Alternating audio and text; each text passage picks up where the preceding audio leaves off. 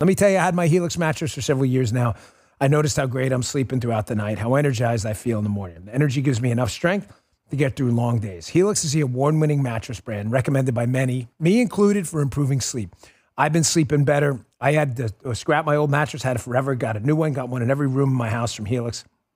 Sleep's never been better. Feel less aches and pains after sleeping on my Helix. I've got pretty horrible arthritis. I bet it will be for you too. For every type of sleeper, Helix mattress helps you choose a firmness or height that fits you. Want to know which Helix mattress is right for you? It's really simple. Take their innovative sleep quiz to find your match. And right now, get 20% off plus 2 free pillows for all mattress orders when you order at helixsleep.com/Dan. That's HELIX, helixsleep.com/Dan for 20% off and 2 free pillows for all mattress orders. All right, fellas, let's go. So I told you they were always going to turn on each other. You know my cannibalism theory of politics? It's very simple.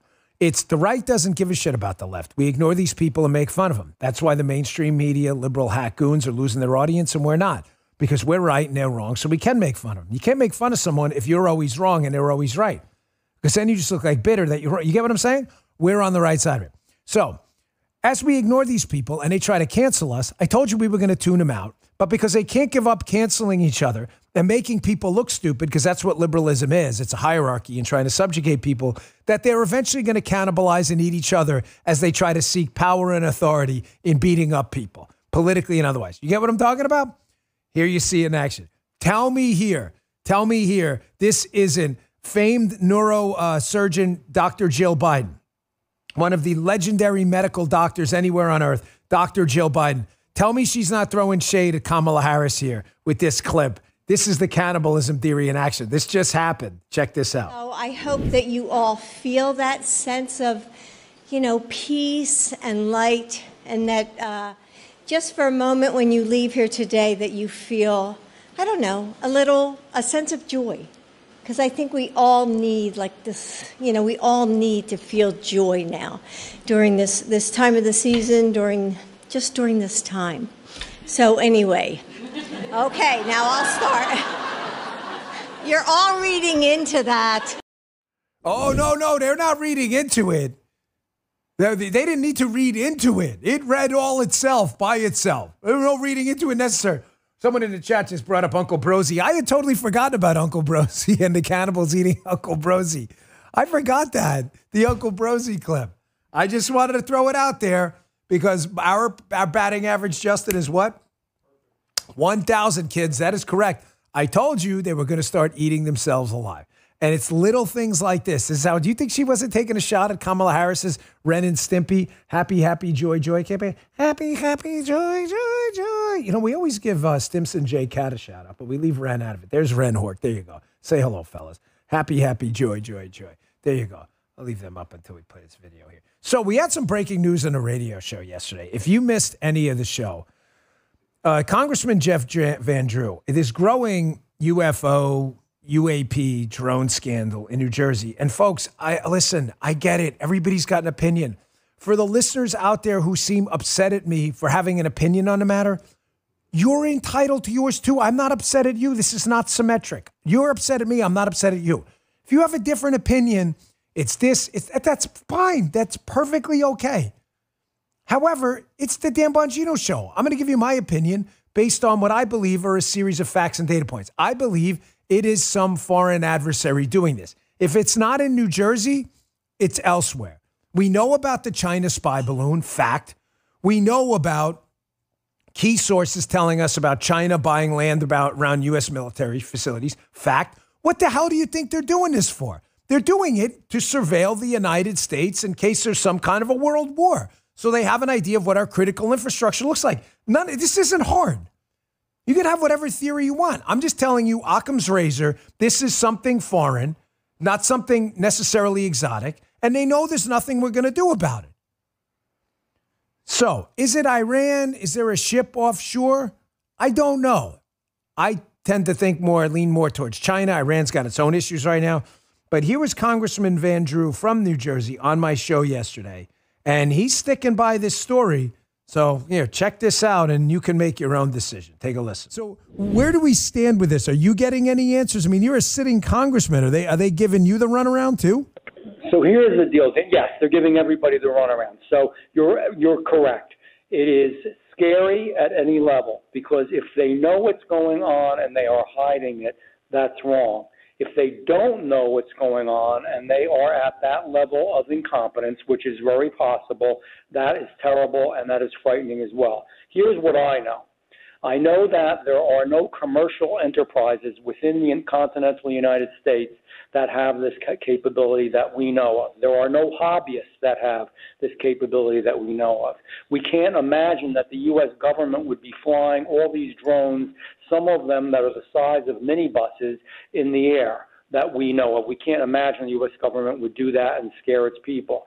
What I do know is that I've been contacted because I'm the vice chair of the Transportation Committee and I sit on the committee the aviation subcommittee that deals with all this, that deals with drones, and that I have been contacted by well-placed, high-level sources with high security clearances that do not want to, tell who they are. Understandably so. They're concerned, but they're also concerned that this isn't coming out, that in the port of Iran, that one of their motherships had left weeks ago. We do know that. And we know for sure that Iran does have these capabilities through China because they're dealing with them. These high-level sources that I have believe that there's a very real, significant possibility that there is an Iranian mothership out there and that it is releasing these high-level, sophisticated drones. Now, Marley B. 1947 says in the chat, it's their job to know. Marley B. 1947, thank you. That's the point. Is it Iran? I don't know. Is it a mothership offshore? I have no idea. My sources haven't told me that at all. I'm basing it on simple evidence that I think it's a foreign actor because a foreign actor's done this before. That's it. The spy balloon, China. We know the story. Who's buying land around military facilities? China. What do you think they're buying land for? Because they want to be sharecroppers? They're buying land because they're surveilling the United States in case they got to go to war with us.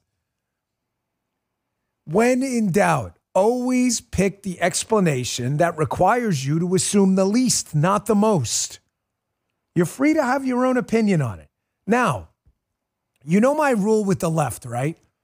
When the left comes out and has a visceral, immediate reaction, along with their deep state media allies to something, an immediate reaction to something, what does it tell you? Always, how many times I got to say this? Bongino Army, represent. Fire it up in the chat. Always measure the effectiveness of an appointee, a bill, a message by the ferocity of the response on the other side. Immediately after this, a press conference gets called at the Pentagon. Not after my show. He had said that before.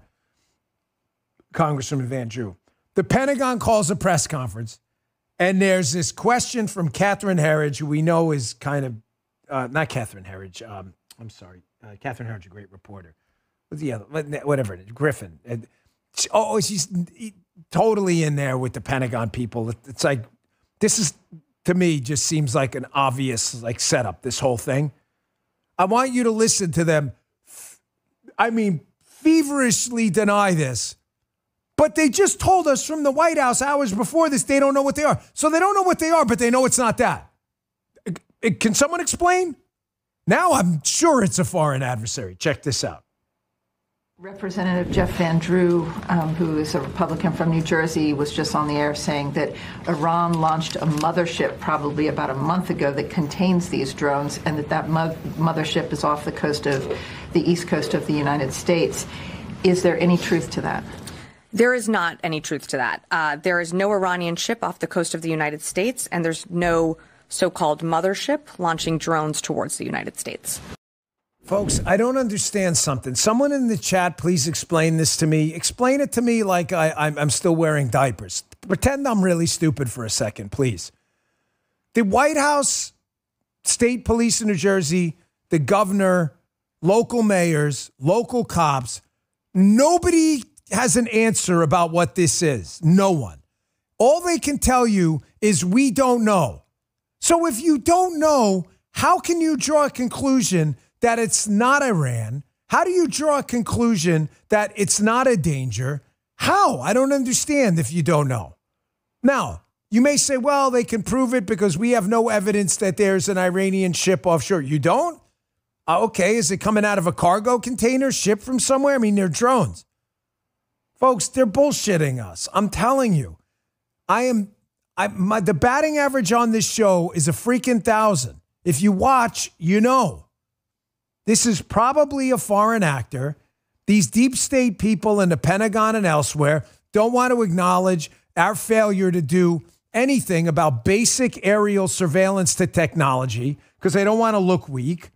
Someone's sending us a message before Trump gets into office. This is what we can do to you guys because they're afraid of what happens when Trump gets in there. So they're embarrassing Biden right now, right? And it's clear that the swamp, the deep state swamp, is desperately trying to explain this away, not by telling you what it is, but by telling you what it isn't. All right, I spent a lot of time on this yesterday, but this story just seems to be growing legs by the minute. And if we get any updates, you'll hear them on the radio show. But I'm telling you, folks, this is a serious story because if they're lying because their security's inadequate over the airspace, it's a freaking scandal. And if they're not lying and they don't know what's flying in the skies despite multi-trillions of dollars of government security assets around the country, then we've got an even bigger problem. Ladies and gentlemen, yesterday was a good day, though. The winning continues. More.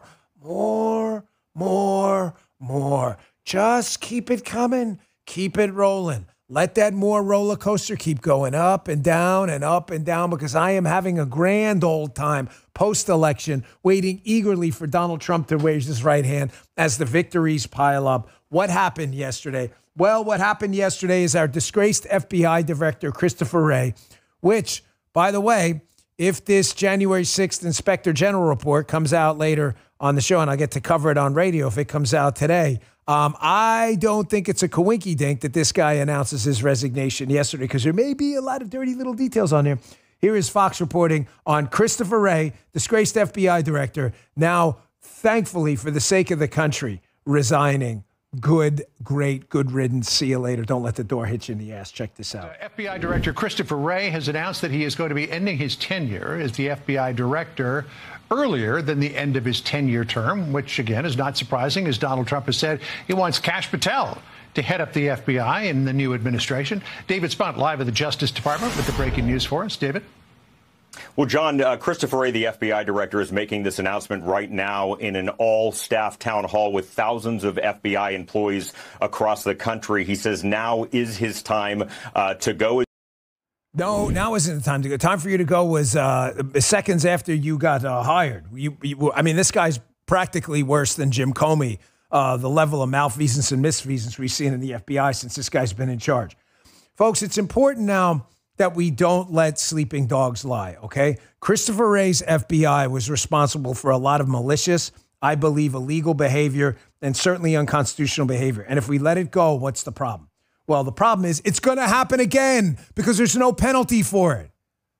If you let people in the FBI steal elections and interfere in elections and there's no penalty, then what's going to stop them from doing it again? The answer is nothing. Here's just a little bit of Christopher Wray's greatest misses, because he has no greatest hits. This guy's been a disgrace during his time at the FBI, but these are things I am not going to let go. He still will not admit that on January 6th, the only thing the Democrats ever want to talk about, January 6th, January 6th, January 6th, they act like the country's stuck in this January 6th like Tesseract and can't leave it. He will not admit that there were FBI sources in the crowd, despite the fact, I am telling you, look at me, please, look. I have a federal agent source who has shown me pictures. There were feds in the crowd on January 6th. That's an absolute fact. There's no disputing it. Just come clean. He won't. Remember this? Check this out. Did you have confidential human sources dressed as Trump supporters inside the Capitol on January the 6th? prior to the doors being open? Again, I had to be very careful. It should be a no. Can you not tell the American people no?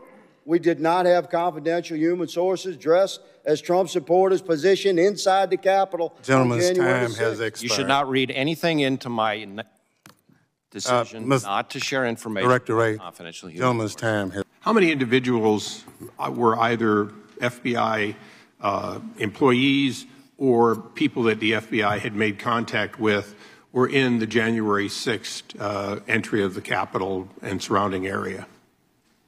So I really need to be careful here talking about where we have or have not used confidential human sources. Was there one or more? Was there one or more individuals that would fit that description on January 6th that were in or around the Capitol? I believe there is a filing in one of the January 6 cases that can provide a little more information about this, and I'm happy to see if we can follow back up with you. I just want an answer. Was there one or more? I mean, you would know if there was at least one individual who worked for the FBI who entered the Capitol on that day. I can't, again, I just can't speak to that here. Folks, he can speak to it. He chooses not to. He doesn't want you to know this. Do you understand why? Someone in the chat beat me to the punch on this one. Be quick. Do a little De La Hoya on me or something. Do you know why he won't admit this, even though everybody knows it to be true at this point? It's already been publicly reported. You want to know why? And it's going to come out later today, too.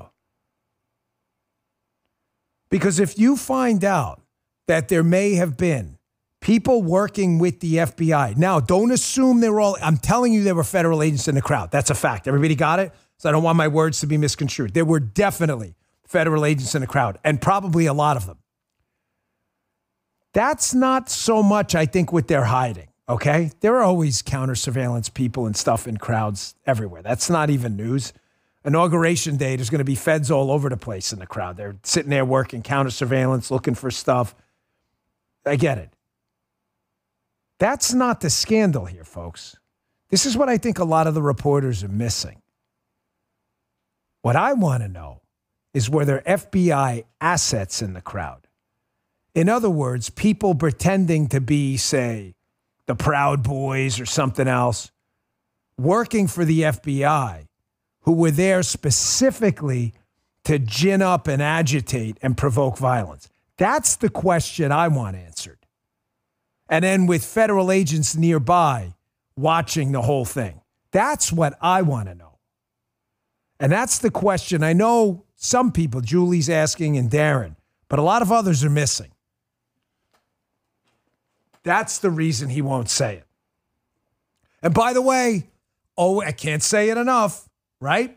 Always measure the success of something. In other words, pushing Christopher Wray out, which Donald Trump did by saying Kash Patel was going to replace him, by the response of your political opponents. Folks, who is the worst deep stater ever on the media side? Deep State Ken Delanian, Fusion Ken, who The Intercept noted is the CIA's mop-up guy.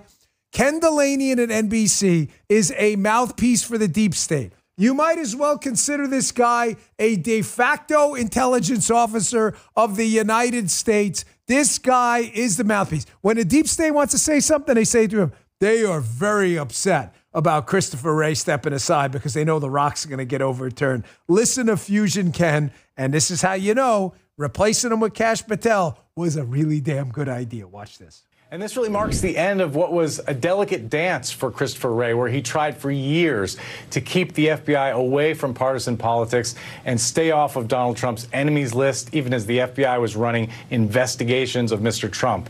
That may be the single dumbest thing I've ever heard on television. Christopher Wray tried to keep the FBI out of partisan politics. Is that by investigating pro-lifers, Moms for Liberty, MAGA hat wearers, people who say the word based? Is that why inserting feds and Fed assets in the crowd on January 6th? Is that hiding the identity of pipe bomber? Bullshit, Ken. Bullshit. We have a lot of bullshit flags we throw off, and this is a big bullshit flag so heavy I can't even throw it. Now you know. Always measure the effectiveness by the response of your political opponents. When you hear stuff like that, you know the deep state is freaking out. I'm going to show you a couple more things about Christopher Wray, because now that he's walking out the door, I want answers. And Kash Patel is hopefully going to get them at the FBI. because we cannot reestablish faith in our FBI if we don't get the answers to these questions. I got them coming up for you. Next quick break. Blackout Coffee. Folks, be awake, not woke. Blackout Coffee is the official coffee of the Bongino Army. Why? Because it's damn good. They use premium beans. They ship within 48 hours. It is super fresh. It is bold. It is not bitter. And the flavored coffees are amazing. Folks, I can't say enough about the cinnamon French toast. The dark chocolate is freaking bananas, too. Also, the blueberry crumble, fantastic. The espresso is amazing. It is the best coffee out there. I love it. I drink it. I drink it 3-4 cups a day. It's my favorite thing. If you're watching the radio show, you see I disappear sometimes. That's me going to get some more Blackout Coffee. The folks at Blackout Coffee ship within 48 hours of roasting. So do me a favor. Pick some up today. Go to blackoutcoffee.com/Bongino. See what I'm talking about. They're the real deal. Stop drinking woke corporate brown water coffee. Drink a bold coffee that's never bitter. Blackoutcoffee.com/Bongino or use coupon code Bongino for 20% off your first order. Make the switch to Blackout Coffee. You're going to love it. Thank you, Blackout Coffee. We really appreciate it. I want answers to this too, folks. Remember this article in Just the News by Stephen Richards and John Solomon? January 6th, shocker. Phone companies dispute FBI testimony on the pipe bomb suspect, key lawmaker reveals. The lawmaker's Barry Loudermilk, a really good Republican, a Republican member of the House of Representatives. Long story short, if you're new to the Dan Bongino Show, pipe bomb gets placed at the DNC on January 6th. Kamala Harris is at the DNC. What? Kamala Harris was at the Capitol. No, she wasn't. She was for a little bit. She was at the DNC. Nobody's explained to this day why. They find a pipe bomb outside. Everybody's buried the story. The FBI is claiming they have video of the pipe bomber talking on a cell phone that night prior. Really? Well, whose cell phone was it? You can triangulate. They said, I don't know. The phone company told us the records were corrupted. Really?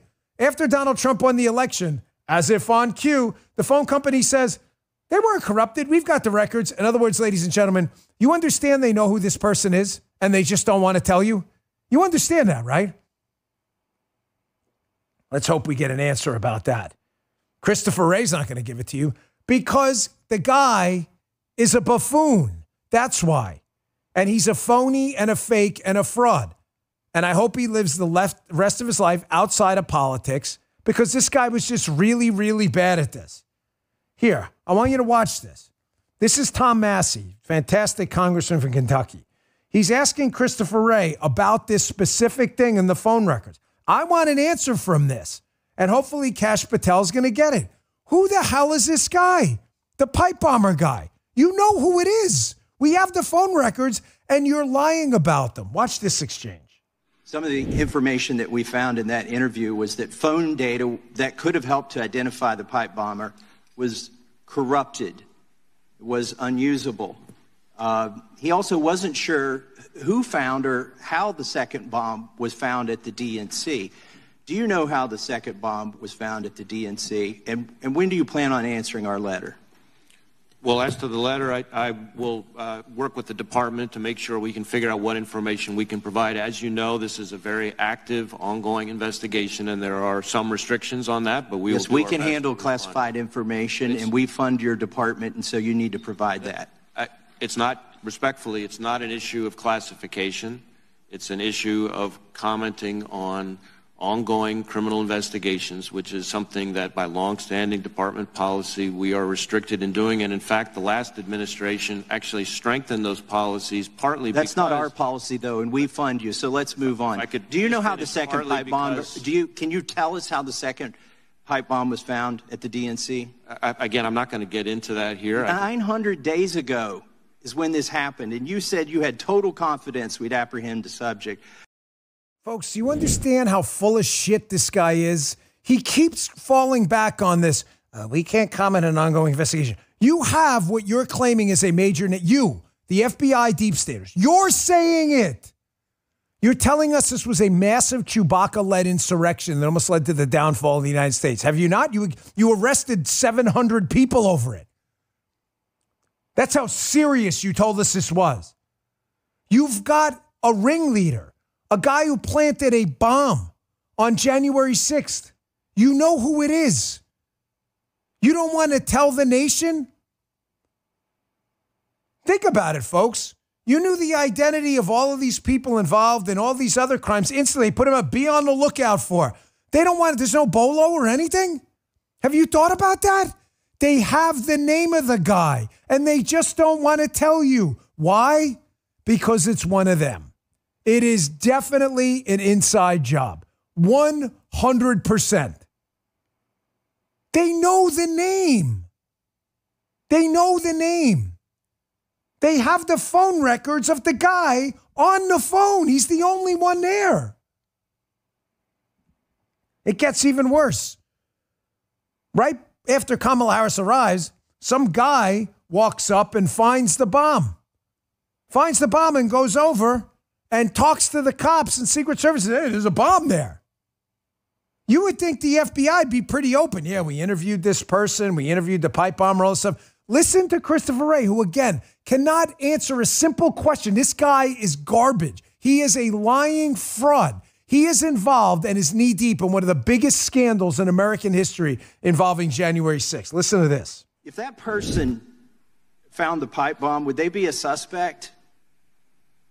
Well, again, I don't want to speculate about specific individuals. I will tell you that we have done thousands of interviews, reviewed something like 40,000 video files, of which this is one, assessed 500-something tips. Have you interviewed that the person? Devices. We have conducted all logical investigative steps and interviewed all logical individuals at this then point. Then it's 900 days. You need to tell us what you found, because we're finding stuff you haven't released into the public.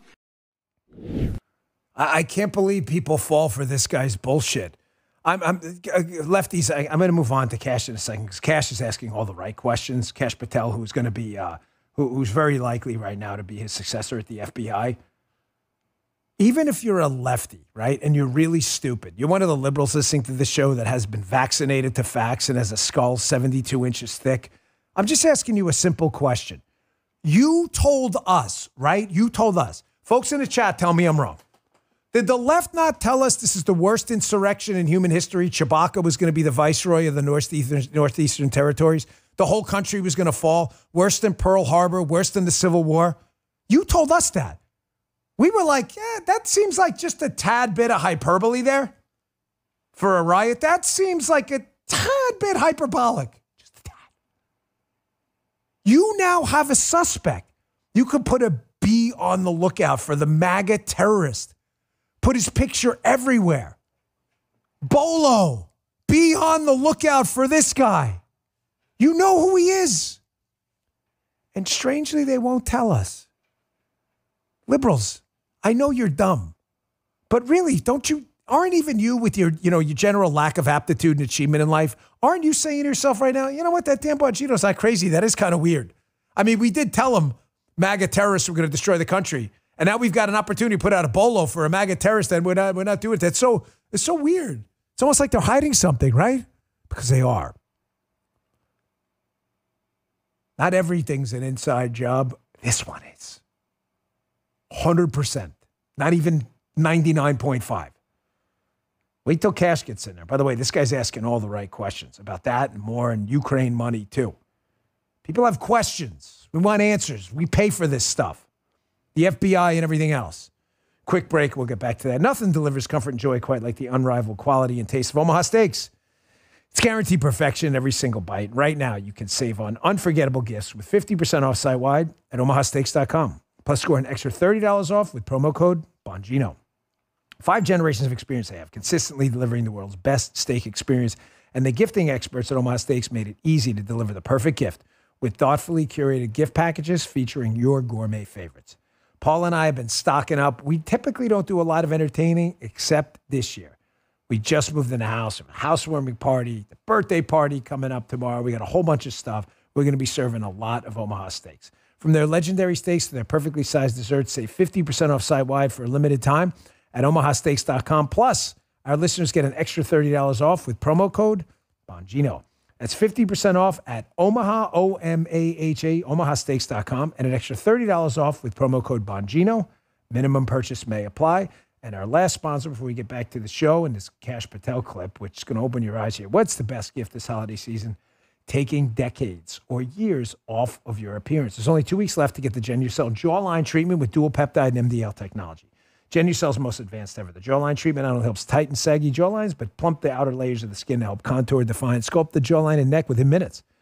People go abroad, spend a lot of money to get rid of sagging jawlines or double chins. They should try Genucel first because no one else has the technology. And with the Genucel immediate effects, you can see tightening in minutes. And just in time for Christmas and the holiday season, save over 70% off Genucel's complete skincare package featuring the jawline treatment and Genucel's immediate effects. They even get Genucel XV wrinkle treatment included. It's simple. Go to Genucel.com/Dan today and start looking years, even decades younger. Tomorrow for those family get-togethers and a special holiday gift, every package order includes a bonus beauty box with 2 skincare bestsellers. All orders automatically upgraded to free priority shipping. Go to Genucel.com/Dan, GENUCEL.com/Dan. Check them out. Thanks, Genucel. We appreciate it. This is his likely successor at the FBI. This is a no bullshit guy. I have personally vouched for. The deep state lib accounts went crazy. They got their asses kicked again online as they all got exposed. I love it. I am sitting at, we have conquered and vanquished so many losers. I tell you, you stick with me. We will always point out the losers and the zeros. I told you a bunch of deep state lib accounts were terrified of Kash Patel because they're deep state libs. They're running under anonymous names. They're liberals. They're trying to destroy Kash Patel because Kash Patel is not only going to look into the J6 stuff, the Spygate stuff, the collusion hoax stuff. Kash Patel is also going to look into what has been going on with a lot of this money we're transferring overseas. Ladies and gentlemen, is some of this being used for corrupt activities? Folks, let me be clear. What's happened to the Ukrainians is an absolute stain on humankind. If Russia would stop fighting, there'd be peace. Ukraine stops fighting, there's no Ukraine, period. However, Ukrainians, key Ukrainian lawmakers, were knee-deep in this Russia collusion hoax. There's zero doubt about that, and there's been almost no accountability.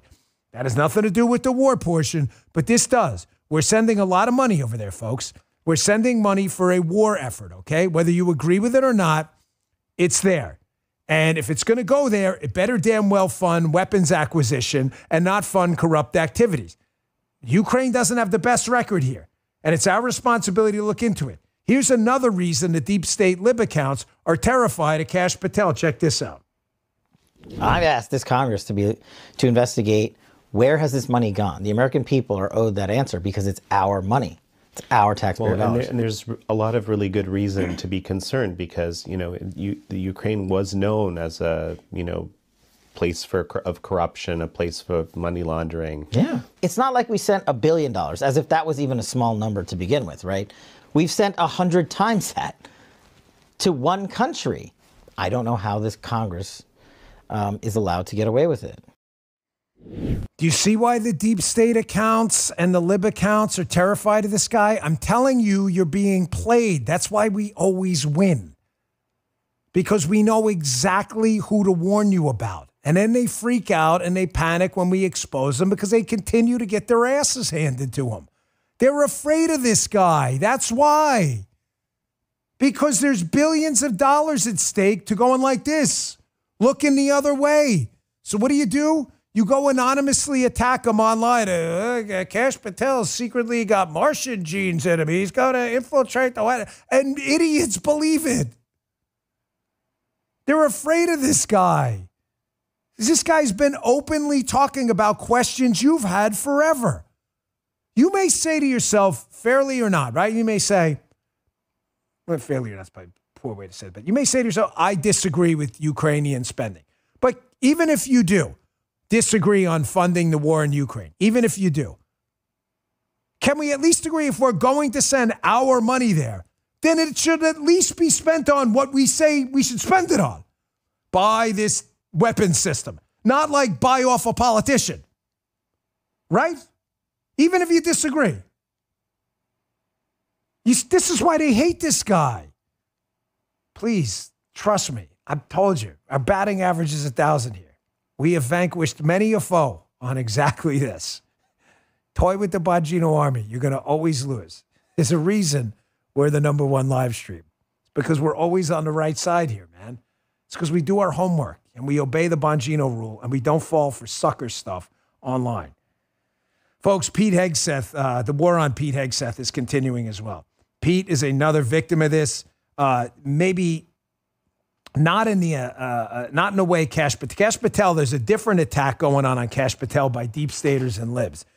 The attack on Pete Hegseth has a lot to do with people who profit off an endless war machine. I'm not throwing out silly talk about defense industry sucks. Really? Some of the defense industry makes some of the firearms I have in my own house. They don't suck. What does suck is when the defense industry gets an outside kind of elaborated megaphone-like voice in our foreign policy. We didn't elect the defense industry to do anything. There is a lot of money in the war machine.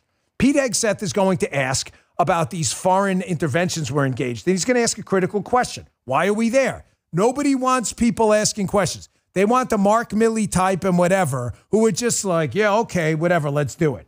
So, of course, the media is trying to dismantle Pete Hegseth because they're in bed with a lot of these lobbyists and others. And ProPublica, which is basically a left-wing goon site, was trying to attack Pete Hegseth with a false report. Show the tweet if you could. That he was not accepted to West Point in 1999. Really? So Pete says, here is my letter of acceptance signed by the West Point superintendent, Lieutenant General Daniel Christman of the U.S. Army. So ProPublica, of course, which is going to do extra scrutiny on Pete Hegseth, unlike they would do on any left-winger out there, because they seem to focus exclusively on conservative-leaning Supreme Court justices and people like Pete Hegseth, got absolutely wrecked. Now, ProPublica is saying, hey, I'll give you their side, because unlike ProPublica, we try to do actual reporting. ProPublica is saying, hey, this is journalism. We heard that Pete Hegseth was lying about West Point. We reached out to West Point. West Point told us on the record he did not apply there.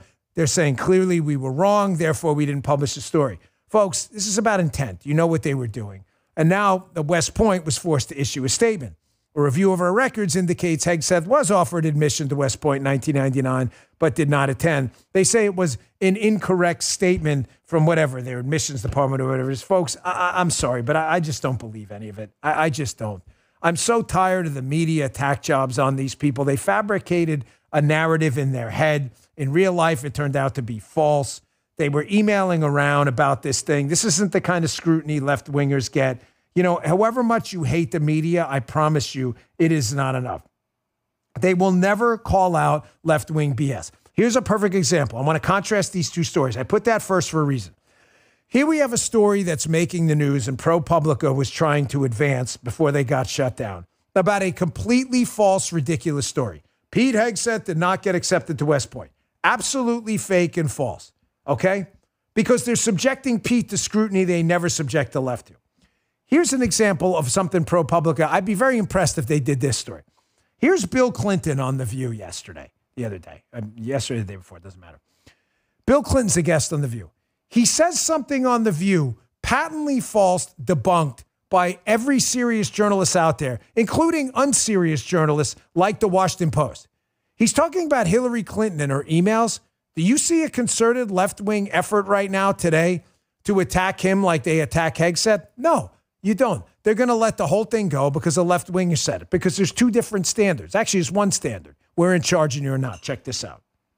Do you think it would be wise of President Biden to preemptively pardon any potential targets?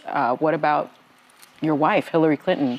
She apparently is on Kash Patel's list. For what? Yeah. Well, they got a problem with her because first, she didn't do anything wrong. Of course. Second, she followed the rules exactly as they were written. Mm-hmm. Third, Trump's State Department found, they remember how the emails were such a big issue in 2016? Yeah. Trump's State Department found that Hillary sent and received exactly 0 classified emails on her personal device.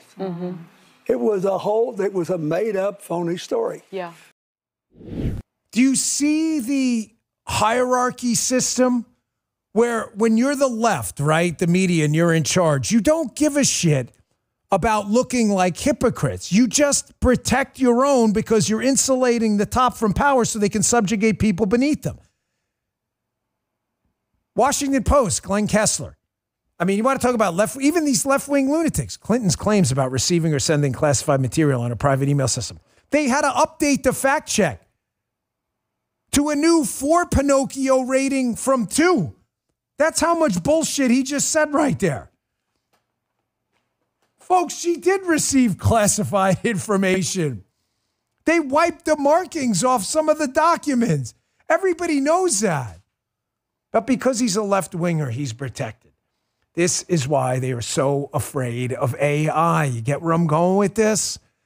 They have a massive multi-billion-dollar international effort going on right now, the left, to stop people like Bill Clinton from getting actually fact-checked while attacking people like Pete Hegseth for facts that don't exist.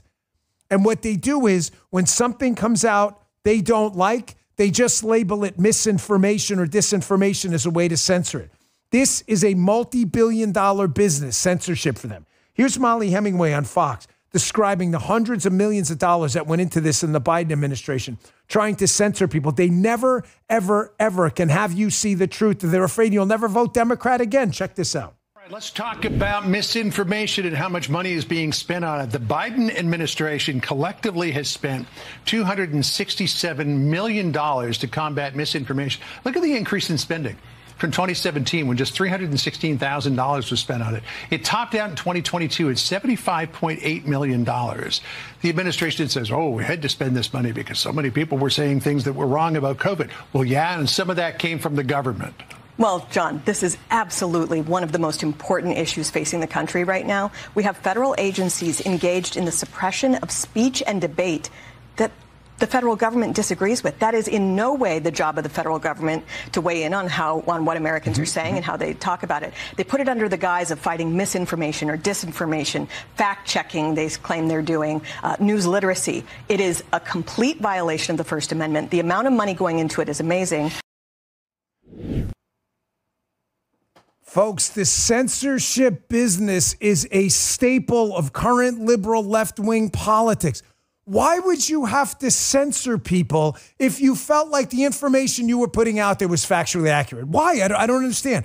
Why are you censoring people on the pipe bomber? Why are you censoring people on COVID and mask? Why are you censoring people on January 6th and how many feds are in the crowd? Why are you censoring people on Bill Clinton? Why are you censoring people on Pete Hegseth? Why?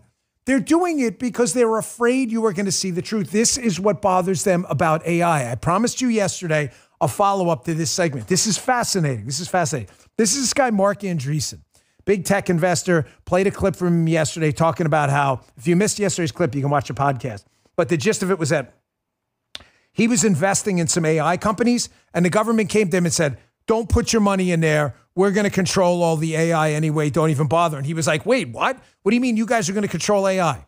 Here's a follow-up to this, where he's talking about why they need to control AI. Because it's going to be the front-facing filter by which you get your information about everything. The law, cops, healthcare, government, tax policy. And if you can filter information, i.e. prevent people from seeing the truth, you own the world. This is a really troubling clip. Watch this. The censorship and political control of AI is like 1,000 times more dangerous than censorship and political control of social media, maybe 1,000,000 times more dangerous. Social media censorship and political control is very dangerous, but at least it's only like people talking to each other and communicating. The thing with AI is I think AI is going to be the control layer for everything in the future, right? So I think AI is going to be the control layer for how the healthcare system works. I think it's going to be the control layer for how the education system works. It's going to be the control layer for how the government works, right? And so in the future, when you deal with a healthcare system or with the education system or with the government, you're going to be dealing with an AI. And so if that AI is, call it what you want, woke, biased, censored, politically controlled, like you are in like a hyper Orwellian, China style social credit system nightmare, right? Absolute nightmare. And this goes directly to Elon's argument, which is at the core of this, what you have to do is you have to train the AI to lie. I ended it there for a reason. That's what you needed to hear. That's the takeaway. I hope you tattoo that on your brain. They need to train the AI to lie, and no private company is going to do that without government protection. You know why? Feed it to me in the chat. Come on, let's hear it. Because you'll be sued. If you are an AI company and you put out some information on your AI that you've knowingly trained to lie, I'll give you a quick example, an easy one. Some medical procedure. Oh, you don't need to see a doctor about this specific condition because it's politically incorrect to do so. Stay on, and then that person dies because you've trained it to lie because of some politically incorrect narrative, then you could be sued. However, just like certain pharma industries get government protections for taking risks on things, this is exactly what they want to do with AI. They want to make sure it's under a government umbrella so that they're protected against the lying and the lawsuits later. Do you get where I'm going with this? There's got to be a filter, an algorithm-like filter that filters out you from accessing the truth about everything from what the rich pay in taxes to what school choice actually does in the states.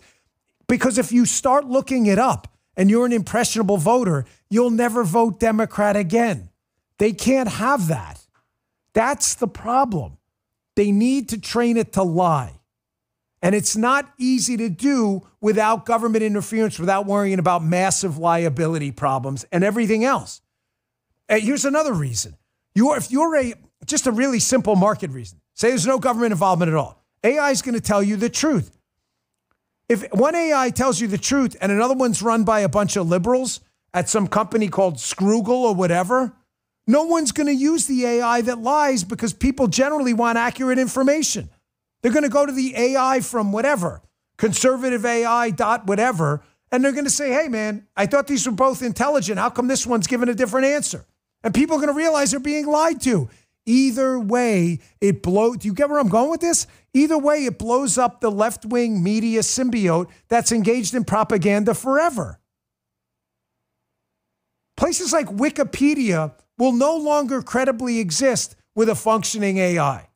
And it breaks down one of the biggest propaganda operations on the left. I've been warning you about this forever. Our batting average is 1,000. Control of AI is everything in the future. Everything. You will never win an election again without it. All right, I want to move on to an important story because I got to tell you, I'm torn on this one. That's why I left it for last. And, listen, I need your help. Your opinions matter to me. I don't claim to have all the answers on everything. And sometimes my opinions, may be wrong. So there's a couple of scandals going on in the Secret Service. One of them is a pretty big deal. I'll play it next. It's from the Jesse Waters show. They put it out last night. Jesse's been doing a great job about a lot of these Secret Service issues. I know he's very concerned about it. I've known Jesse a long time.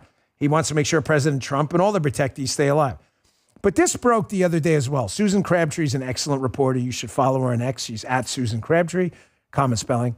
She has a little scooplet here from the Secret Service. This is an email that went out. I assume it's from a Presidential Protection Division agent because she says so. It looks like a supervisor. It's basically a reply-all email. And you can see the email below. She got it, obviously, from a source. There's no disputing it's accurate because the agent who sent it out, the supervisor, has since apologized for the tone of it. And I'm not going to read the whole thing, but here's the gist of it. This sounds like it's what we would call a shift leader. So the president's detail, keep this up if you would, guys. The president's detail has a number of shifts. Day shift, afternoon shift, training shift, midnight shift, and then other stuff they do. I'm not going to get into all the details. But scheduling people to be on duty 24 hours a day, because you never forfeit protection. You don't have to give the president downtime. Like he always has protection all the time. It's hard. It's a pain in the ass. I did it as the whip in TS. And I did the schedule when I was a number one whip on the shift myself. It's a real pain in the ass. So this is why I'm torn on this. I guess what happened is a lot of guys were requesting what they call RDOs. RDOs are short for regular days off. So this manager's pissed. And he says, as a reminder with respect to the schedule, there's a lot going on. So requesting RDOs next week isn't going to cut it. Between all these things, including temps, trips, and all this stuff, he says, unless it's a legit emergency, don't even request anything for the next week out. It's not just for this week. I mean going forward. And he goes into this big, long thing, and he talks about how the ADLs work way too hard. Who are the ADLs? I'll translate for you. That's assistant detail leaders, okay? Those are the guys, the ADLs and the whips, who do the schedule. So he's basically saying you're messing up this ADL's life by having to change the schedule all the time. And then he has to throw some dumbass comment in like, so wanting to have next Tuesday off so you can get your dog groomed. Like, you don't need to write that in there.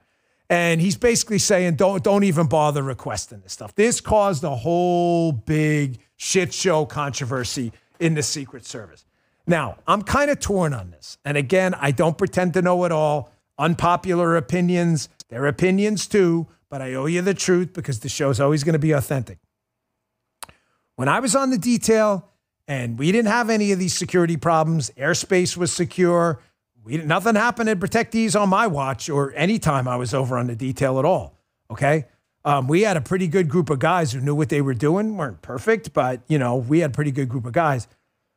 I'm going to be honest with you. You don't need to write emails like this. I get that. The tone is definitely, no, you just don't talk to people like that. However, the gist of the email is pretty much accurate.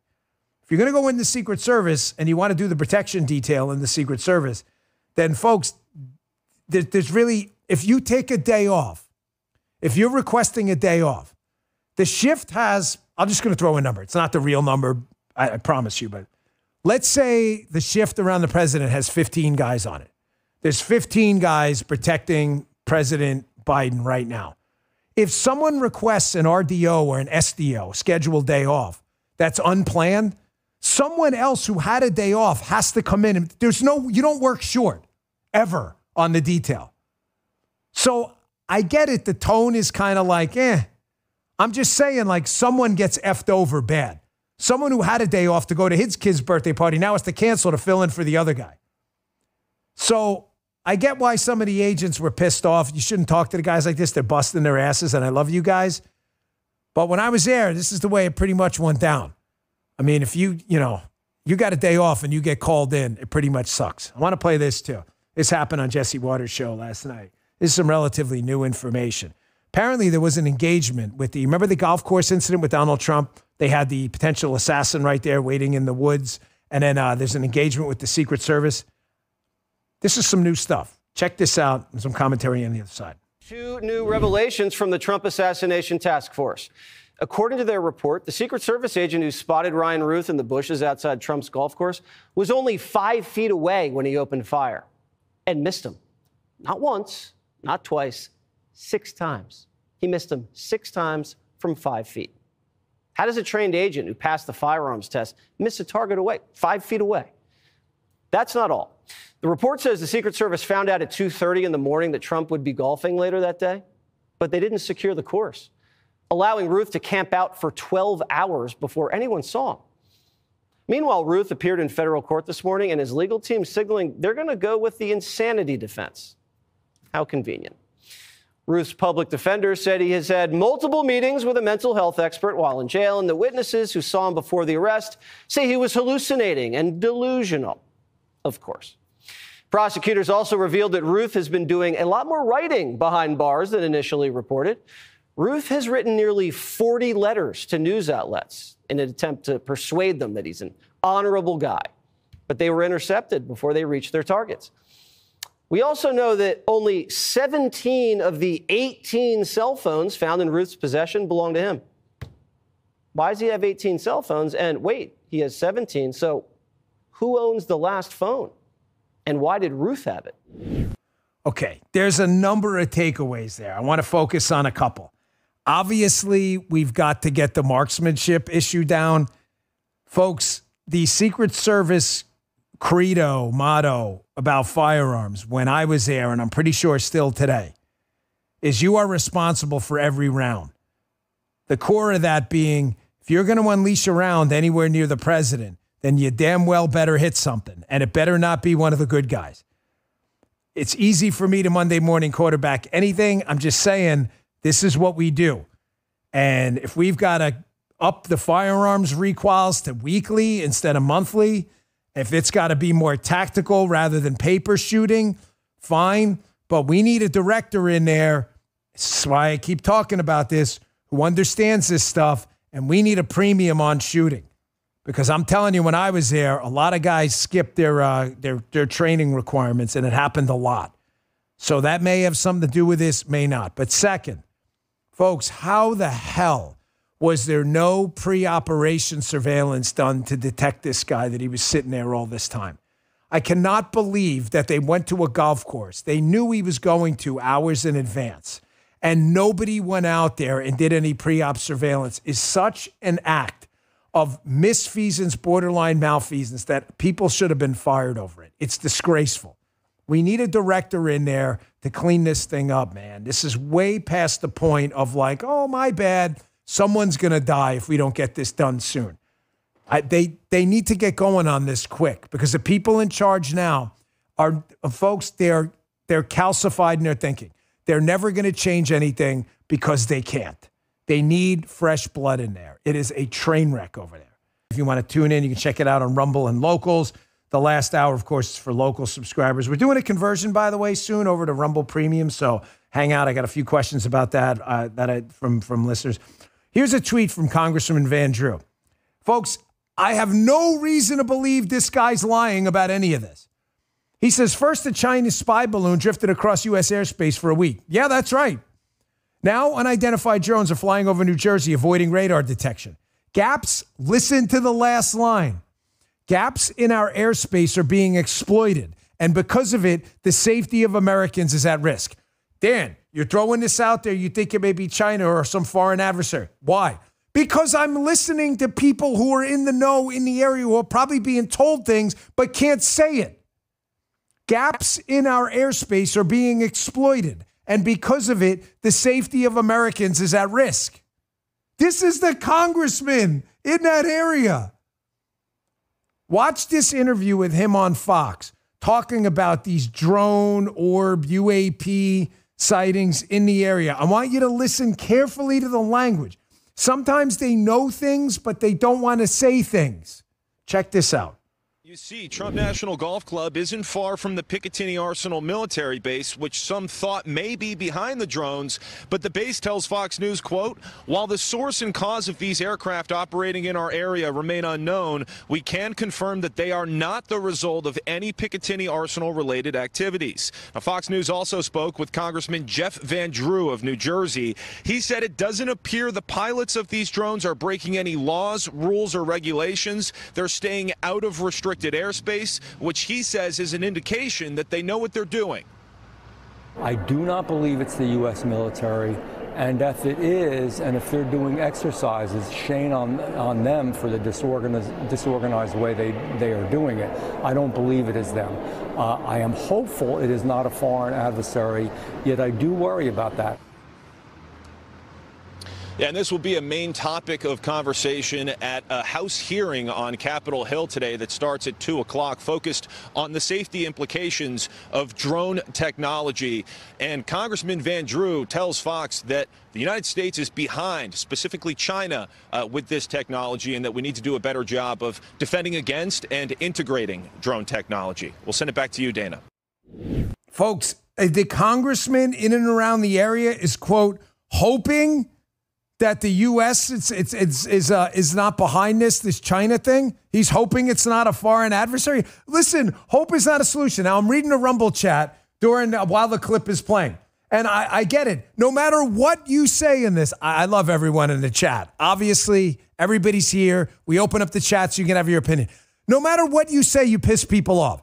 You tell people it's aliens, they're like, you're a conspiracy theorist. You tell people it's nothing to worry about, it's just Amazon or whatever, they're like, oh my gosh, Dan, this could be a real threat. You tell people, hey man, I think this is China or a foreign adversary, here's overseas. Like you're trying to induce panic. I'm not inducing shit. Panic kills. Don't shit the bed ever. I'm exchanging information with you. You do what you want with it.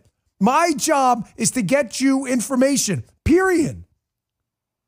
Folks, Congress gets briefings on this stuff.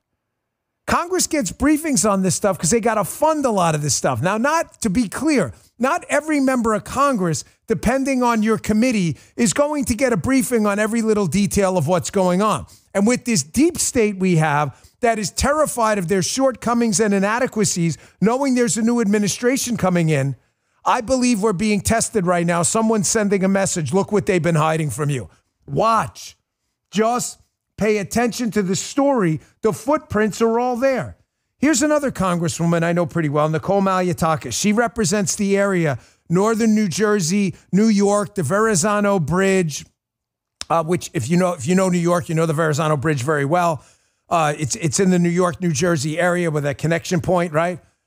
She is right in that area right there. Nicole Maliotakis, you would think would be one of the people like Van Drew who is getting some kind of a briefing on what is going on over here. Here's Nicole Maliotakis talking about the Verrazano Bridge seeing a lot of this activity right now. This is a critical junction point in that northeast area of the United States. Check this out. Last night, a constituent saw one of these drones hovering over the Verrazano Bridge, which connects Staten Island and Brooklyn. And on one side of that, you have the Coast Guard base at Fort Wadsworth. And on the other side of that, we have an Army base in Fort Hamilton in Brooklyn. And so it is very concerning that they're choosing to fly these things over, as Phil Murphy said, sensitive infrastructure or military installations. And we deserve and demand answers. And we would expect our government agencies to have those answers for elected officials. Folks, I'm telling you, they have the answer. I know they have the answer. So why won't they tell anyone the answer? Because the answer is, we don't know. That's the answer. And they don't want congresspeople like Maliotakis, Van Drew, and others out there, Chris Smith and others asking questions. They don't want them saying the obvious follow-up, which is what? How the hell do you not know? You have $1 trillion military budget. You're busy with woke DEI bullshit in the Pentagon. Oh. And you can't tell us who this is? Folks, they don't know. Oh, they know when they're hiding it. They either don't know or they know and are hiding it, and the answer is not good. Here's Karine Jean-Pierre at the White House podium yesterday.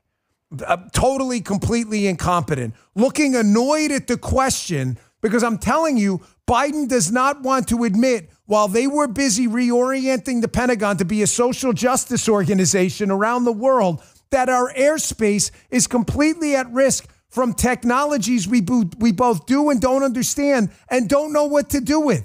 The military does not know what to do with these things because they don't have any kind of force plan against them, use of force plan. What are they going to do? Shoot them out of the sky? They don't know what to do. Folks, I got to, let's just say, trust me on this show. Please. There's more here. They don't know what to do. You all thought the Secret Service had an elaborate airspace security plan too. Till you found out they had a dude trying to operate a drone that didn't even think to get a cell signal up in time. They were out in the middle of nowhere and the drone didn't work. The 20-year-old with an Amazon drone, whatever beat them. You think our military's got this thing figured it out at the leadership level? You sure? Because it's your national security at risk. Here's Karine Jean-Pierre, again, looking totally annoyed at the question.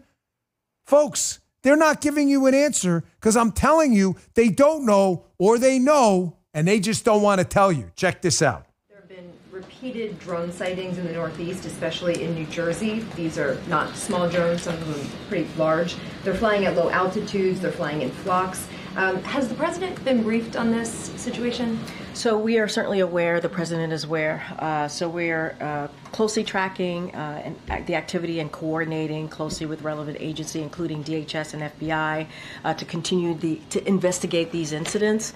Don't have anything beyond that to share. Obviously, this is something that DHS and FBI are tracking very, very closely, and so I would have to refer you to them directly, but aware. Keeping an eye out and looking into the incidents that you just mentioned. Still, though, but has the federal government ruled out that these are controlled by foreign entities?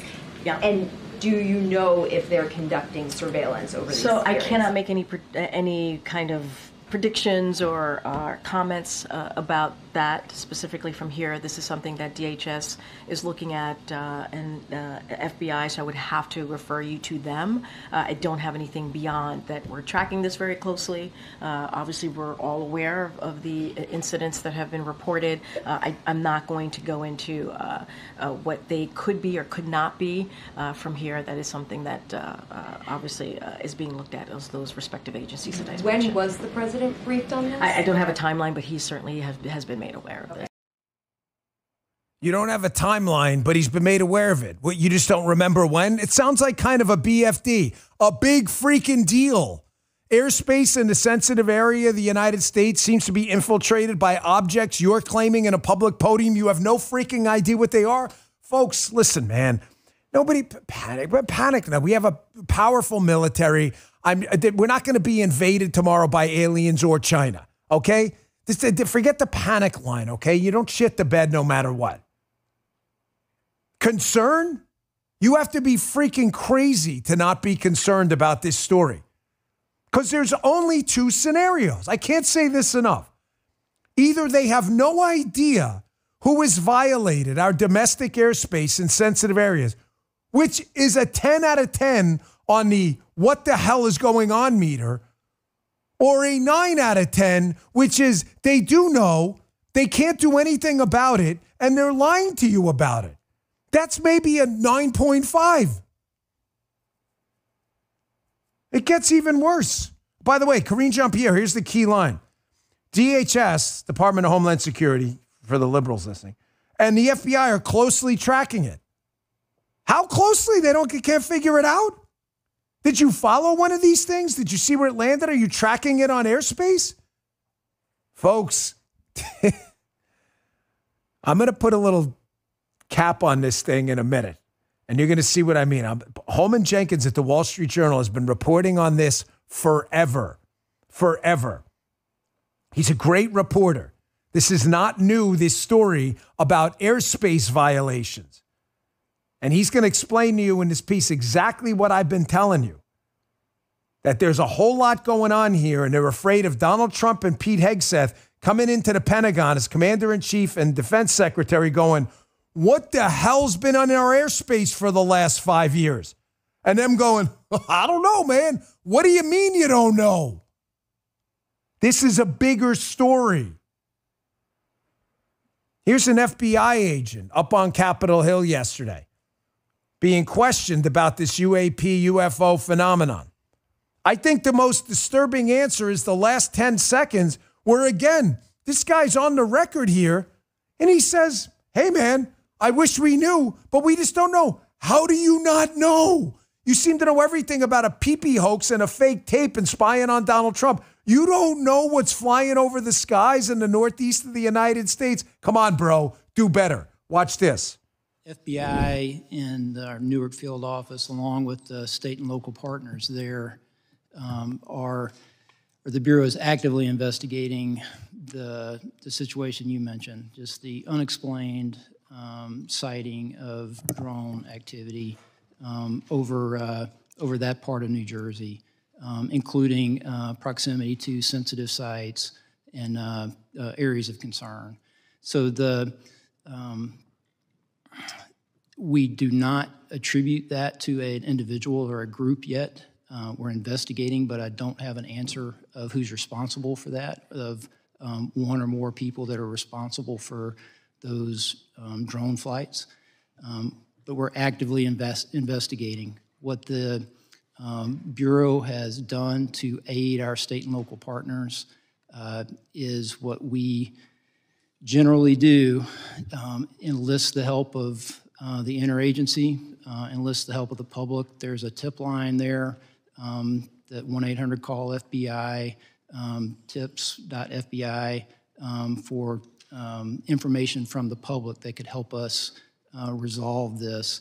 It is concerning. Is the public at risk? Is public safety at risk? Are we concerned that there are nefarious intentions that could cause either national security or a public safety incident that would put Americans at risk? There's nothing that is known that would lead me to say that, but we just don't know, and that's the concerning part.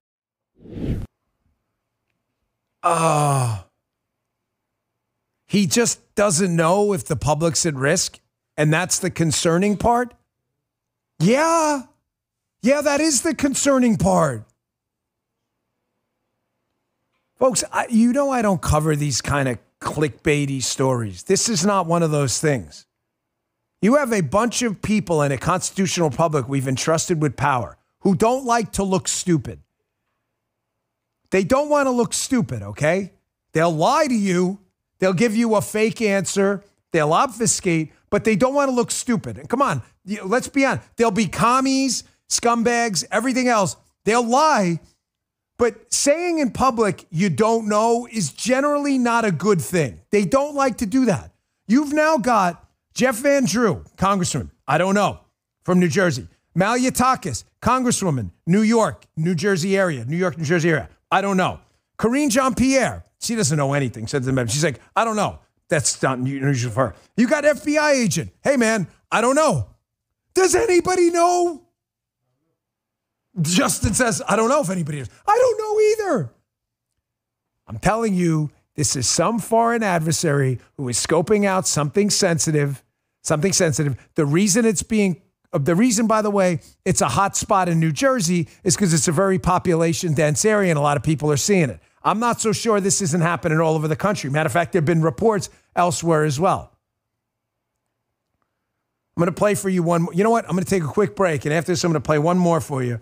A congressman talking about a police officer. Guys with, integrity, going to go out there to serve the public, saying a report of 50 objects. That doesn't mean all 50, which could have been a mistaken for a plane. It could. But, folks, this is the kind of thing, Occam's razor. Keep it simple, stupid. You've got, hundreds of people reporting and videoing these suspicious objects hovering in the air. If even 10 of them are telling the truth, we got a freaking problem. I'm going to tie this to what's going on with the deep state here in a second, because I'm convinced Jenkins has it right. Convinced. Hey, for over 10 years, Patriot Mobile has been America's only Christian conservative wireless provider, standing behind their service and their values as a company. They put the cause ahead of profits. They lead by example. I'm proud to partner with them. Now, today, you can get their Every Friday Matters special. Today, Patriot Mobile is giving away a brand new smartphone when you make the switch. Patriot Mobile offers the exceptional nationwide coverage, giving you access to all 3 major networks without your dollars funding the left. When you switch to Patriot Mobile, you're supporting a company that believes in free speech, religious freedom, the sanctity of life, the Second Amendment, and more. Their 100% U.S.-based customer service team makes switching easy. Keep your number, and for a limited time, get a free smartphone. Go to patriotmobile.com/Dan or call 972-PATRIOT and use promo code Friday. Again, that's a free smartphone. Offer is eligible only with the promo code Friday. It's a limited time offer or until supplies run out. Terms and conditions apply. So join me today. Help out the parallel economy. Go with Patriot Mobile at patriotmobile.com/Dan. That's patriotmobile.com/Dan or call 972-PATRIOT. All right, back to the show. Here is another congressman. So now we've got video of 3 congresspeople, 1 FBI agent, the White House spokesperson. Nobody knows what's going on in the skies over New Jersey. Here's Representative Chris Smith talking about how police reported 50 objects off the water. Now, that part's significant. Folks, we know that there is a logistically solid, capable ability right now for foreign adversaries to park a boat offshore and to launch drones from there. Is that what's going on? I don't know, but this is kind of strange. Check this out. So last night I was on the beach in Island State Park in Ocean County with the sheriff. He has been working it every single night. He's got his own tethered drones chronicling. One of his officers 2 nights ago saw 50 drones come in off the ocean right there. So we thought maybe they'll replicate it. They didn't, but we thought it was a possibility. Then last night we had a number of other people there, including a commanding officer from the Coast Guard, who said that one of their 47-foot motor lifeboats was followed by between 12 and 30 of these drones as they went through the water, followed right behind them. Folks, I have no reason to believe this guy he's talking to the local sheriff. I have no reason to believe this guy's lying. By the way, getting some information from a source of mine that Christopher Wray, there may be some action with Christopher Wray today at the FBI. So Julie, so we'll see what happens with Julie Kelly. We'll see what happens with that. That just came through. Folks, I've got a lot of experience with airspace security. Who cares? Self-praise thinks. I'm only bringing it up because it's important here. The airspace of the United States is intricately controlled. I've said this to you yesterday. I don't need to repeat the show. You have flight-restricted areas, air defense zones. You have all kinds of communication networks. You have TRACON. You have local towers. What is it? Terminal radar control, something like that. You have all of these different entities watching what happens in the air. Why? Obviously, national security. And second, there are a lot of things flying in the air. And if Joey doesn't tell Bobby, hey, I'm flying in on this vector, boom, they hit each other. That's not a problem on the highway where you can see the damn car in front of you. It doesn't always happen in the air. That's not the way it works. In the air, it's different. There are highway lanes in the sky. There are defense zones. There are critical no-flight areas. There's NOTAMs, notice to airmen that go out. This is the kind of thing, unfortunately, in my last job, you have to become really, really familiar with, because you don't want the president on a golf course like what happened to me in Martha's Vineyard, and you get a plane up in the air and you don't know what the hell it is.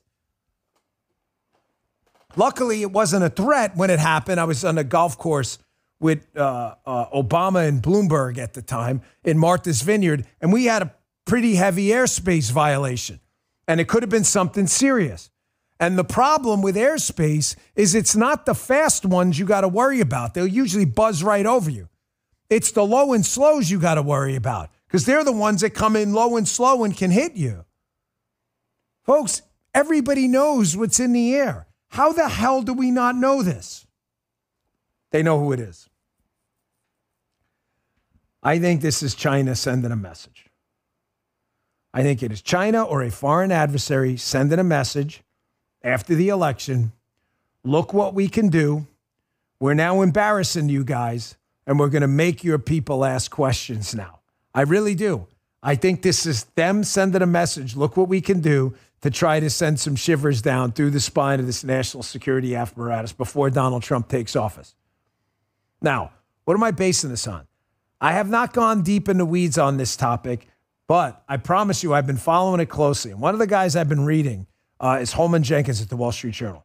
This is one of those articles. It may be behind a paywall. I don't know. I'm not, you want to subscribe. It's not my business, but it's called Trump and the UFO Smokescreen. The article is from October, but it's one of many articles with the same kind of tinge to it. He says, it seems possible now that the snow job, he's talking about the UFO smokescreen kind of thing, was partly aimed at one person, Donald Trump, to keep to keep a president deeply distrusted by our national security establishment in the dark about that establishment's failure to control the national airspace. Keep that up. Don't pull that down. I want you to read this. If you're listening on Apple and Spotify, watch on Rumble and read along with this if you don't want to read the article. This is the first person. One more. There's two more sentences to go with this. One more. You see what he's saying here? Donald Trump came in here and did not trust this deep state national security establishment that targeted him, that they had their eyes focused on national security. They seem more focused on spying on Donald Trump because they know he was right and that they can't control the airspace because they don't know what the fuck is flying over the United States. They invented the whole UFO story. Oh, look, aliens, green men. They didn't want to tell him that they failed to control our national airspace. They don't know what to do. One more sentence. For the record, this is from Holman Jenkins. For the record, this week I put the idea to Mr. Trump, who quickly diverted to the perceived credibility of handsome young military pilots who he described encounters with unexplained objects. Whether you agree with that, I don't know what happened with him and President Trump. But what he's trying to say is that they're putting these people out there as a big smokescreen to keep people like Donald Trump and Pete Hegseth from digging into the fact that our military may be fighting the last decade's war. This is where the show is going to take a little bit of a turn, but maybe not. The problem our military has is it's invested trillions of dollars, trillions over decades in fighting yesterday's wars. We've been investing in the F-35, the F-22, stealth aircraft technology, fighter jets, and all kinds of other things. I don't want to focus on one particular thing. That has its value too. While China and other entities have been out there building out this drone technology that can seemingly defeat all of this stuff, maybe. And that the military doesn't want to admit that they got bested by 14th century balloon technology and a couple of cheapo drones. Here's what I mean. And listen, if you're going to, for the people out there who have a different opinion on it, I totally get it. Much respect. I'm just telling you, explain this then. Folks, this is General Smith. This is a video. He's given a speech, and he's talking about the China threat, which I've said before, and I agree, is exaggerated at times. China has not fought a war in a long time. Their GDP isn't anywhere close to us. Their aircraft carriers, we far supersede them. However, don't fall for what the Wall Street Journal wrote about yesterday, the abacus fallacy. I have an abacus over there. That you can just add up the number of aircraft carriers and win a war. If that was the case, we wouldn't have left Afghanistan the way we did. China may be investing in technology that we don't really understand right now. And the military still thinks the abacus fallacy works, that, we got more aircraft carriers, so this thing is over. They don't want Hegseth and Trump coming in there and turning Iraq over. Listen to General Smith. It's a great speech and all. I get it. But is he sure? Is he really sure we can defeat China like this? Check this out. The advantage lies with us because our last combat was captured on somebody's iPhone 14. The Chinese's last combat was captured on oil and canvas, and they should not forget that. It is easy to bluster, but it's another thing when you actually have to go toe to toe and go in harm's way. And we have a lengthy history of going in harm's way. In Iraq, in Afghanistan, we've built a culture of warrior excellence. We've built a culture of war fighting. We've built a culture of interoperability in the joint force. The PRC has not yet had to deal with that. They haven't had to deal with that in decades. So I would not undersell the value that our combat experience brings to this fight. Because again, their last combat was captured on oil and canvas. Yeah, man, I get it. I totally get it, General. However, are you hiding some kind of technical disadvantage you don't want to tell President Trump about? And was it just exposed in this period between Biden and Trump because somebody's sending us a message? Folks, I'm not dismissing the story, man. I'm really sorry. There is something really, really, really bad and nefarious going on here. It's either they're lying or they know the answer. It's a foreign adversary who has seemingly defeated our national airspace security plan, and they don't want to admit, and they've just been exposed, and they're going to hide it from Donald Trump when he gets into office, how bad this technical disadvantage is. I told you, man, you don't seem to think it's weird that Barack Obama's one of his first movie projects when he gets out of office that he was passionate about is a movie about what seems to be an EMP attack that knocks out the electric grid and internet in the United States and nobody knows what to do. You don't think that's a little weird? He found this particular project really interesting?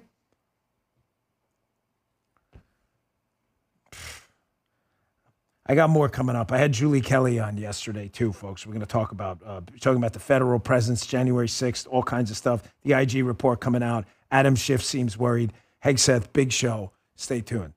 Sorry, I'm just a little, the story, someone's bullshitting us big time, and we deserve the truth. Hey, you having trouble sleeping or staying asleep? Listen, I've been there. It's not just about feeling tired the next day. It's about the toll poor sleep can take in every aspect of your life. So I'm really excited about Beam's Dream Powder. It's a science-backed hot cocoa for sleep. They send me something to try. I've loved it. See, we're sleeping well, we're sharper, we're more focused, and we're ready to tackle whatever life throws our way. They have delicious flavors. Listen to this. Sea salt, caramel, brownie batter, and vanilla chai. Better sleep has never tasted better. Other sleep aids can cause next day grogginess, but Beam's Dream Powder contains a powerful all-natural blend of reishi, magnesium, L-theanine, apigenin, and melatonin help you fall asleep, stay asleep, and to wake up refreshed. You want to try Beam's best-selling Dream Powder? You can now get it for up to 45% off for a limited time. Give it a shot. This exclusive Bongino listeners discount is only available when you go to shopbeam.com/Bongino and use code Bongino at checkout. That's shopbeam.com/Bongino. Use code Bongino for up to 45% off. And our last sponsor today is Bone Charge. Used this last night. Helps me go to sleep. I've been using the Bone Charge infrared sauna blanket and red light face mask ever since they sent them to me. Can't recommend them highly enough. Paula loves it too. I use the sauna blanket to help with muscle recovery and detoxification. I love it. It's easy to use. Just wrap yourself up. I do it at night. Let the infrared heat work its magic. I've noticed a huge difference in muscle recovery after my workouts. I feel rejuvenated afterwards. The red light face mask is a Paula Bongino favorite. Equally impressive. She uses it for her skin texture and to reduce inflammation. I've used it because it helps me fall asleep. It helps with the skin for me too, which I always like. Skin feels smoother, looks more vibrant, and the overall tone is evened out. It's like having a mini spa treatment right in your home. And if you're thinking of trying them out, you're in luck. Head on over today. You know I love life hacks. To bonecharge.com/Bongino and use code Bongino at checkout to get 25% off. Both of these products have made a real difference in my life. I'm sure you're going to love them too. So check them out. Use code Bongino at bonecharge, BONCHARGE.com/Bongino and save 25% off. Check these products out. These statements and products have not been evaluated by the FDA. They're not intended to diagnose, treat, cure, or prevent any disease or condition. Folks, there's another huge cover-up going on as well, in addition to what's happening with these UAPs, UFOs over the North Jersey area. Folks, what happened on January 6th, what happened with the pipe bomb, what happened with the feds in the crowd on January 6th, that story is not even close to being told. Why am I bringing this up now? Had Julie Kelly on the radio show yesterday. There is an IG report coming out from Horowitz that's going to cover this stuff, that's going to cover supposedly the extent of the federal involvement. Is it going to be redacted and hidden from us? Likely. Can we trust Horowitz? No. But the report coming out is going to be interesting. Is it going to come out and be less redacted now because Donald Trump won the election and they know they're just going to declassify it anyway? I don't know. All I can tell you is a lot of people seem really worried. Here's Adam Schiff, who has been knee-deep in just about every deep state conspiracy theory against Trump. He seems really nervous about going to jail. Hat tip Western Lensman. He's worried about being targeted. But notice, Biden didn't seem worried about targeted when he was talking about locking up Donald Trump. They said, politically, he tried to throw the caveat in there. Check this out. I don't think the incoming president should be threatening his political opponents with jail time. That's not the kind of talk we should hear from a president in a democracy. So I know this sounds bizarre. It sounds like if I said this 5 years ago, you'd lock me up. We got to lock him up. Folks, is this all making sense now? Put this whole show together. Why I'm following up this with the UFO, why I'm following the UFO story with this. There are people right now in government who are genuinely terrified that they're going to be exposed for their misfeasance and malfeasance. Misfeasance, what some leaders in our Pentagon, I believe, didn't do to secure our national airspace while they were busy, a lot of these deep staters targeting Trump. And you've got others like Adam Schiff, Andrew McCabe, put up that Paul Perry tweet, and others, Andrew McCabe, who used to be the FBI director, was the acting director. You've got people like this who were actively involved in malfeasance. Did you see this yesterday, breaking? Disgraced ex-FBI director Andrew McCabe. You notice, by the way, you've seen Andrew McCabe all over CNN, whining about Matt Gaetz, whining about Kash Patel, bitching and moaning. Now do you see why they don't want Hegseth and Patel in there? It turns out now, according to Sperry's tweet, disgraced ex-FBI director McCabe ordered Apple and Google to turn over the text and phone records for 20 Republican staffers, including Kash Patel when he was a congressional investigator. And what was he investigating? The FBI's Russiagate scandal and its abuse of FISA. New DOJ IG report reveals. Folks, can this story get any worse? You see why they're freaking out? In 2016, they were nervous. That's why they invented the Russiagate hoax, that Trump was going to come in and turn over the rocks. But they figured out if they kept him busy with the Russia hoax, they could probably ride to 4 years out. They know that shit's not going to work anymore, okay? They know Donald Trump knows all the mechanics of how this thing works now, and they are genuinely concerned from the Pentagon on down that all the dirty little secrets they've been hiding from taxpayers are all going to become public. What does the Washington Post say hilariously? Democracy dies in the darkness when they are the darkness. The Republic dies in the darkness, and those are the ones that killed it. And they're nervous because it's us keeping the heat on. We're the ones telling them and dictating the narrative right now that this shit isn't going to fly anymore. We're not just going to accept your answer that you don't know who the UFO is, that, Andy McCabe may have been involved in targeting Kash Patel and it's A-OK. We're not letting any of it go. Even the Wall Street Journal noted this yesterday. Pete Hegseth gets a boost from Trump allies' pressure campaign. Warning to Joni Ernst, Hegseth will be fine. if you sabotage his spot as Secretary of Defense. You, however, Joni Ernst, will not be fined, he said, ticking off the names of Republicans drummed out of office. Who are they talking about? They're talking about me, but they're really talking about you. They're talking about the Bongino army out there. We're in charge now, folks. We're the media. We're the ones dictating the narrative now. We're not going to accept any more deep state answers. That's classified. It's an ongoing investigation. Bullshit. You're going to get fired until we get someone in there who's going to disclose this information to us. Folks, norms have already been broken and violated. I need you to understand that. It's not Donald Trump who violated norms. The pardoning of us, Donald Trump didn't have to pardon any of his kids. It's Joe Biden who did it. Norms weaponizing government. Twinkies, Alvin Bragg. You got Tish up in New York. You got Fonnie Willis. You've got the Justice Department, Derek Farland. Those are the ones that have weaponized the government, violated norms, broken our government. It's not us. I want you to watch this segment on CNN about January 6 pardons, where, again, they talk about the potential pardon of January 6 defendants as if this is some kind of norm violation in the shadow of Joe Biden just pardoning his kid, Hunter Biden, for a crime that Joe Biden may have had a nexus to. Check this out. For Donald Trump, what matters is that these people are pardoned because they reflect on him. He sees them as his emissaries. He doesn't think that what happened on January 6th was an assault on the government. And so therefore, exonerating them exonerates him. Do you fail to see, though, how much easier politically and rhetorically and just as you talked about, pushing the norms, that last week's pardon of Hunter led to all of this so much easier? So, right, but Hunter didn't try to overthrow the government. These people tried to overthrow the government. Again, they stormed our Capitol, and I hear what you're saying. I totally do. But I just think that pardoning your son for crimes that did not affect, that were victimless crimes, are very different than storming the Capitol where people died. Crimes he was not convicted of, and over a longer period of time. There was not simply crimes he was convicted of. That, again, we talk about norms breaking. It made it so much easier for both the Republican Party. It doesn't make it right. I'm not saying either of that. I'm saying that we talk about norms breaking. This made it so much easier, and also for Trump to be open about it. Folks, I'm getting a ton of email and communication. I don't mean to change the topic, but you see what I'm getting at with that. The norms have already been violated, folks. The constitutional republic's already been flushed down the toilet. It's up to us to save it. Constant talk about Donald Trump violating norms in light of what Joe Biden just did over the last 4 years with the weaponization of government is a hilariously dumb conversation, even by the standards of CNN. I'm getting a ton of emails. I don't know how folks got email. But a couple of them are coming out. Dan, these are false flags. Folks, if you're going to send me an email like that, send me evidence. I'm sorry, but the show does receipts. The Bongino rule applies both ways. I love everybody out there. But you can't just throw something out there. The drones, UAP, what does that mean? What does that mean? I don't understand what you're talking about. It's a false flag by who?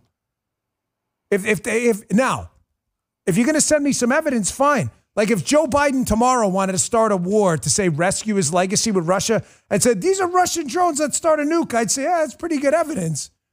The Biden administration is playing dumb about it too. I'm open to anything. Send away. Please, send fire away. But evidence. Notice on the show, clips, journal pieces, what reporters on the issue were saying. Evidence matters. Whenever you bring this topic up, I told you, I get 1,000 people who want to, kick you in the balls about it. I gotta power through. This story is too important. There is something clearly in the skies in New Jersey in a sensitive Northeast corridor that people in government either don't know what it is or don't want to tell you. Either one of those answers is deeply concerning. Either one. All right, I got a lot more I want to get to, too, including some developments yesterday. Daniel Penny, the case that's grabbed national attention, the New York subway case. Daniel Penny was interviewed by a good friend and a good patriot, Judge Janine from Fox. You know who she is. She got and scored the interview. Personally, my opinion, some of you agree, some of you don't. I don't think Daniel Penny should be talking right now. I think Daniel Penny's a hero. I think he's a patriot. However, he's still subject to a ridiculous civil lawsuit, in my opinion. And I think at this point, anything he says is going to be used against him if he put on the stand. Now, he appears to be a very composed guy. It's just my opinion. Some of you agree, some of you don't. However, the interview yesterday was pretty darn good. And you think after all this guy's been through, Daniel Penny, this hero who saved these people on the subway from a guy threatening their lives, right? You would think Daniel Penny would say, you know what, if I had to go back and do it again, I may have to think this over. They've attacked me. All of a sudden, no. Daniel Penny's like, hey, man, I have no regrets at all. Watch a piece of this interview. This is really good stuff. This is a very composed gentleman and a patriot. Check this guy out. I'm not a confrontational person. I don't really extend myself. I think this type of thing is very uncomfortable. All this attention and limelight is very uncomfortable. And I would prefer without it. I didn't want any type of attention or praise, and I still don't. Mm-hmm. The guilt I would have felt if someone did get hurt, if he did do what he was threatening to do, would never be able to live with myself. And I'll take 1 million court appearances and people calling me names and people hating me just to keep one of those people from getting hurt or killed. Folks, this guy's a hero, and he has every right to speak out and tell his story. And I understand the impulse to want to tell your story. He did the right thing. His character's being destroyed by a bunch of race-hustling assholes. I get that. But civil liability is a really real thing. It's unfortunate what's this guy's name is still being dragged through the mud. You know, and I hope people will support him. But you just got to be careful. This is a good man, and he's being destroyed by this country. I am convinced one of the first things Donald Trump should do is give this guy one of those presidential awards at the White House and send a message that the days of criminals being coddled and the good guys getting their balls kicked in are freaking over. Folks, switching gears a little bit. I'm going to cover this again tomorrow, too, in 2 parts, because this next segment is another one I'm a little concerned about, less concerned given that we won the election, but still a little worried about. The development of artificial intelligence is going to change everything. Everything.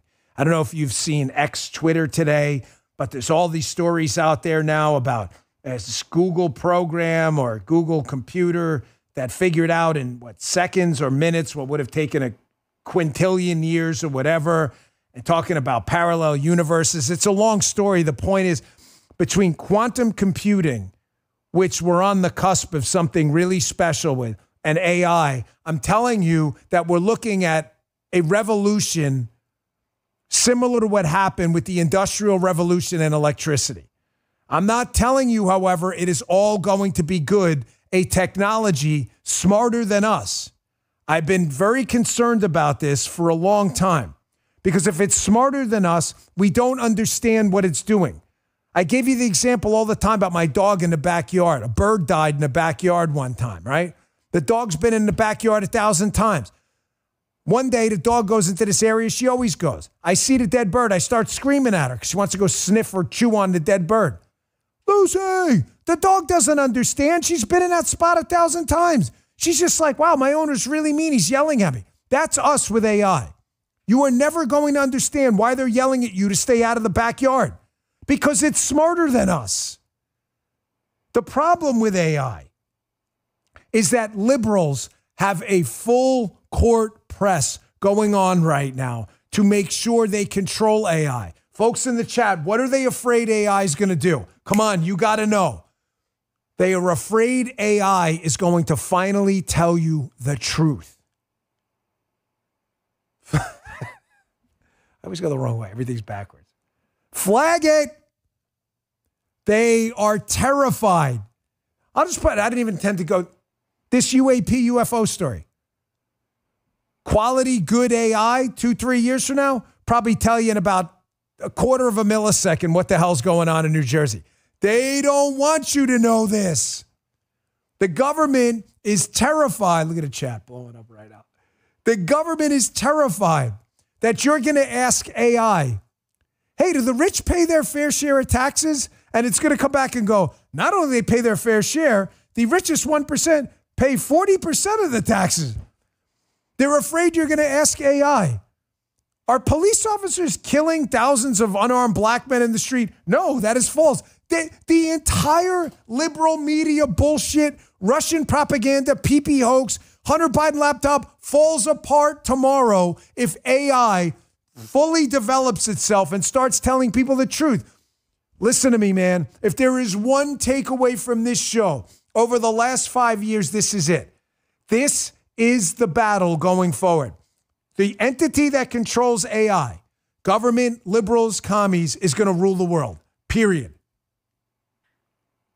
What's that old expression? Science is indistinguishable from magic, for those basically who aren't in the know.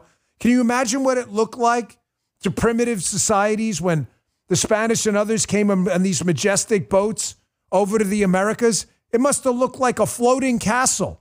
They had no idea. They must have looked like gods. This is what the problem with AI is. They're afraid AI is going to tell you the truth.